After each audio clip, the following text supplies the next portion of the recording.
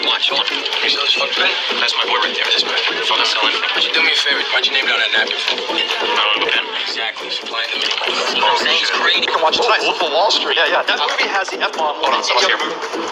Won't expect anyone. Hey, buddy, how you doing? Listen, sorry to bother you, but my car ran out of gas right in front of your house. There's a gas station about a mile and a half away. Can you give me a quick ride there? Holy crap!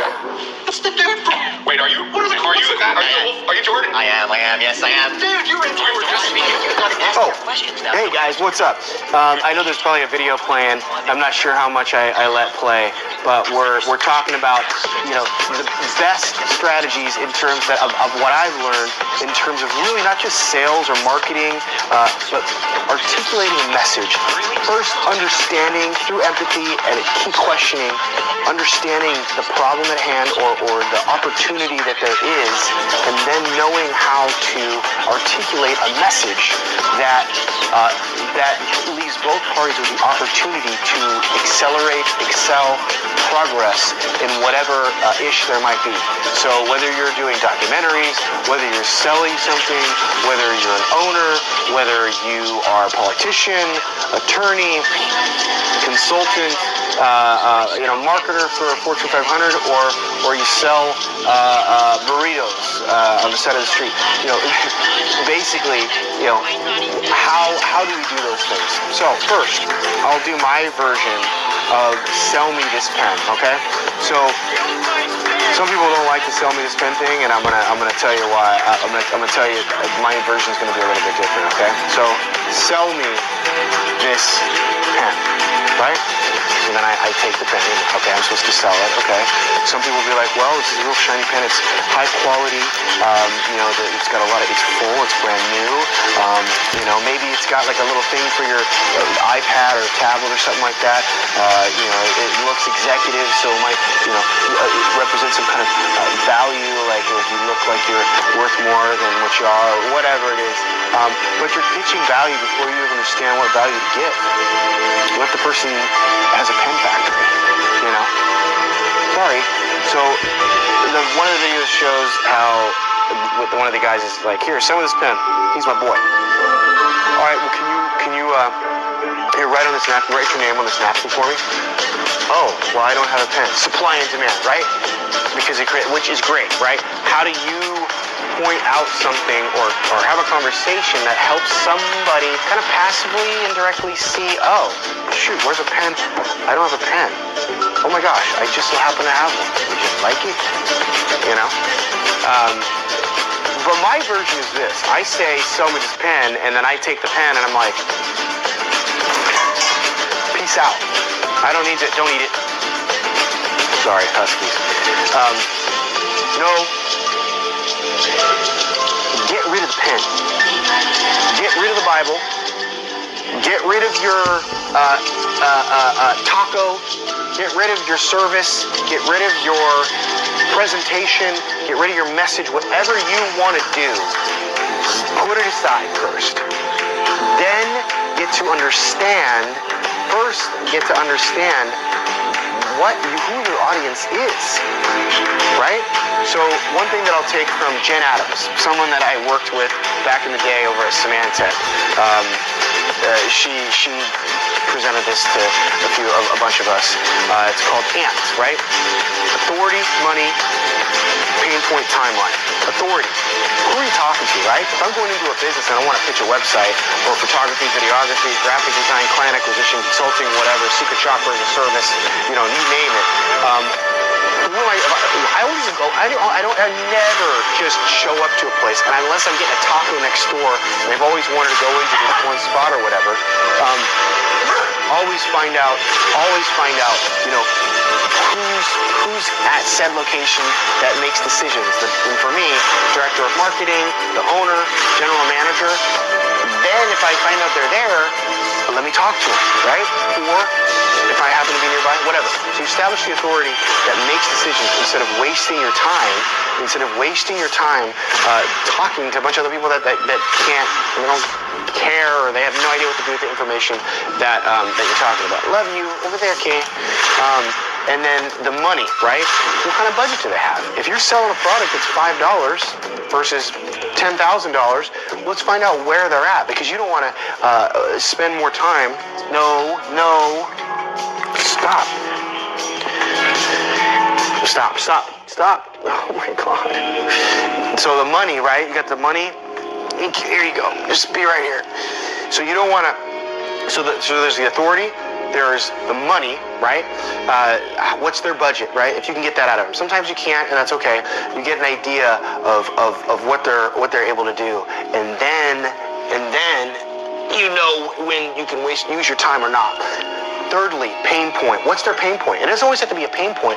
What's an area where you can help grow their revenue? I mean, like, what if they're like making millions of dollars and everything's just peachy keen, and you want to sell them something, but they're fine with it? Well, guess what? This website or this knife or this vacuum, based on what you told me, like you said you had pain points where it's like it takes you too much time, you have to pay somebody. What if I told you that this solution actually saves you 30% more time? Is that valuable to you? Because you mentioned time was valuable to you. Doing that. So finding some reason to be able to, a compelling reason to be able to plug and play your solution, right? Or if it's, a documentary, that's about it. But anyways, regardless, pain point or area to improve business to make them even more money. Who doesn't want to make more money, right? Fourthly, timeline. Are they ready to do this today or tomorrow, or is this going to be next year? And if it is going to be next year, what can I do, Mr. Customer, Miss Customer, to get it done sooner? If you got it done sooner, if we got this project done sooner, would this open up doors? Would it open? Saving time. A lot of times, it's I don't need more money necessarily, but I'm doing 80 hours a week. Like for myself, I work probably 70, 80 hours a week. And so I'm constantly looking at ways to make my life faster, make things more efficient. And so I've made some changes, and now I've actually got staff, so I don't have to do websites and graphic design and some other things if I don't want to. And now it opens me up to now fill my life with other stuff that is also for business. But it's I guess what I'm saying is, how do we hasten the deal to come sooner by asking, like, is there value in doing it sooner? Will this actually put more money? How is this going to hurt you by putting it off for a year or for 6 months or for whatever? Like, and really digging into the value. But again, the biggest thing is this: don't sell the pen. Understand the person, because they might not. I hate pens. If anybody tried to sell me a pen, I would laugh at them, because I type. I don't write. I don't remember the last time I wrote other than doing my John Hancock. So it would be a big waste of time. So So make sure you understand your audience. Make sure you understand your authority. Make sure you understand the money, what kind of budget they have, if you can gather that. And then sometimes you just kind of have to put it out there. Don't drop your pants on your price, but hang tight and see what happens, and then come back a little later so you don't come off desperate. And don't be desperate, because if you have more stuff in your pipeline, if you have more irons in the fire and more businesses, just like if you're dating a girl, if you've got like 5 other girlfriends, this one's not going to feel the pressure that turns a lot of girls off. So if I'm like, not invested heavily in anybody, but I'm just checking the field out, and like there's this one, I'm like, oh my gosh, she's so awesome, I really want to like hang out with her, I can diffuse a little bit of the emotion, because I've got other things going on as well. Not just other girls, but other irons in the fire, like, I'm on, friends, projects, work, whatever. Balancing it out, having a vision, right? So not coming off desperate is really important. And I would ask you to check out what emotional intelligence is. Being able to have balanced emotion, being chill. You don't have to be the smartest person in the room, but the person that just gets along with everybody and they're just rolling, that doesn't just go from 0 to 1,000 because someone said something or whatever, but being able to just be that guy that everybody gets along with, or that gal, right? So again, authority, money, pain point, knowing how to figure out where their holes are at, but actually seeing where there's also areas that maybe aren't painful, but like, oh my gosh, you can actually save some time, Mr. Customer, and you can go back to your family now. Let's equip you with opportunities to do even more, and then timeline, finding out when do we need to get this done and how do we get it done sooner because it's worth more. So thanks for joining in. Dave Garcia, founder, owner of Tempo Consulting Group, previously a director, sales guy, marketer, counselor, social worker, a lot of sales though, and really at the end of the day, articulating messages, understanding people, consulting, and finding ways so we can always have a good, happy life, family, kumbaya, tribalism, and just accelerating in this thing we call yo-yo. It's kind of a yo-yo sometimes. YOLO, you only live once, right?